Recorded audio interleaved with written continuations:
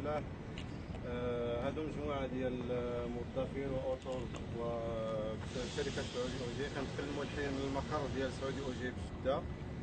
كنطالبوا فيه صاحب الجلاله الله ينصرو باش يشوف المشاكل اللي عندنا اللي كتعلق بمجموعه ديال المعاناه كنعانيوها، سواء من الرواتب، سواء البدلات، سواء من الاقامات اللي باقا ما طلعتنا، سواء من الناس اللي رايحين نهائي ومازال ما داروا معهم حتى شي حل.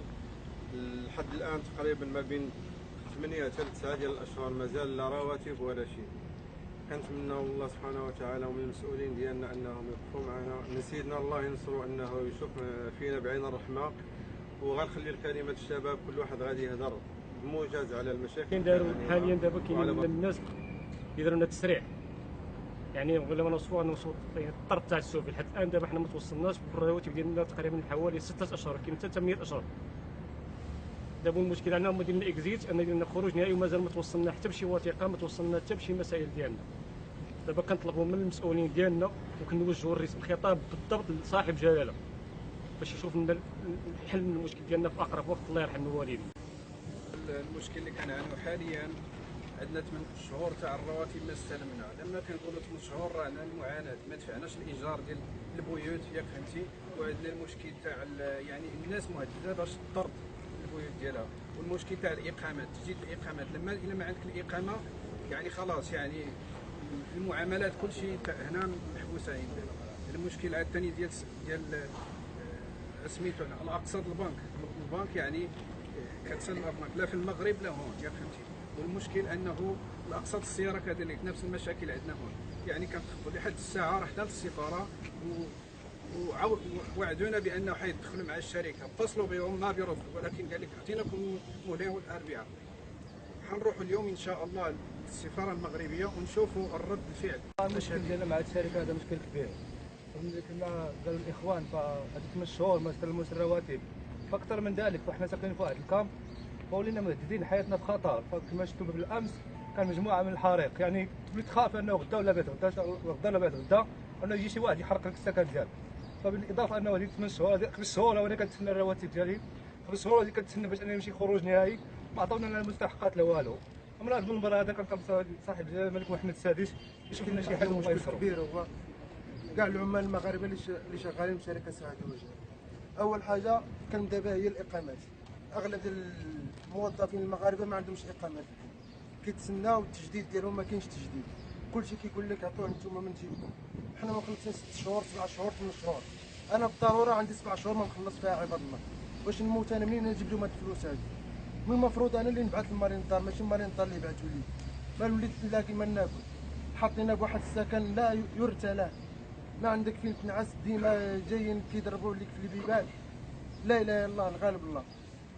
حاجه ثانيه كنبغيو نروحوا الاجازه، باش تروح الاجازه ما يخلصوا لك لا تيكيت، ما يعطوك اقامه. الناس واقفين هنا 8 شهور دافعين اكزيت، ولا واحد شاف فيهم، ولا واحد قال لهم اش ديروا اش اللي كيقول لهم بكره، غدا بعد الغد، غدا بعد غد، على طول هذا الشيء. كاين مشكل اخر ديال لي زاسيرونس. كاين الناس هنا بعوائلهم وما لاقينش لاسيرونس، كيمشي للسبيطارات كيقول له لاسيرونس ديال سعودي اوجي ما خداماش. هذا مشكل كبير حتى هو ما كيعانوا منه الناس. بالاضافه للمدارس الناس اولادهم هنا تشردات. 8 شهور ما مخلص الواحد، كيفاش غيكون الحال ديالو مع الاكل والشرب؟ خلي عليك انه يدفع الاقساط ديال المدارس.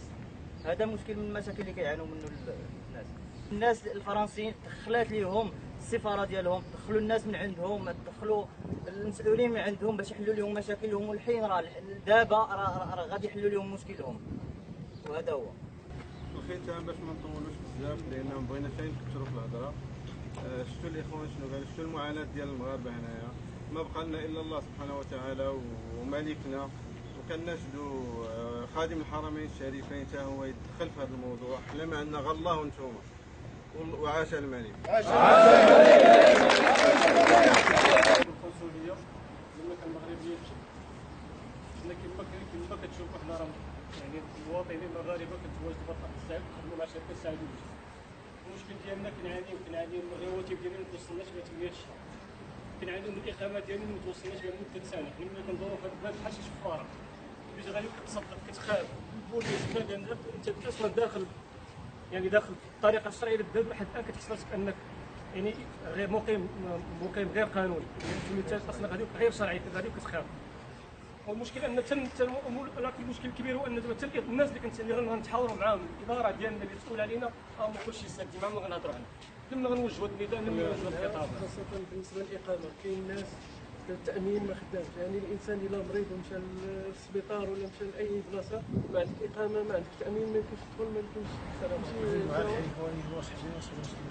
احنا الشعب المغربي احنا مشردين هنا في جدة مع هذه الشركة السعودية 7 شهور 8 شهور الناس مهدين الطرد من السكنات ديالهم مهدين الطرد ديال السكنات ديالهم ومهدين كاين اللي مأجر طميلة كاين اللي عنده كريدي في البلاد ديالهم والحين احنا وجهوا الرسالة لجلالة الملك نصره الله هو يعطينا حقنا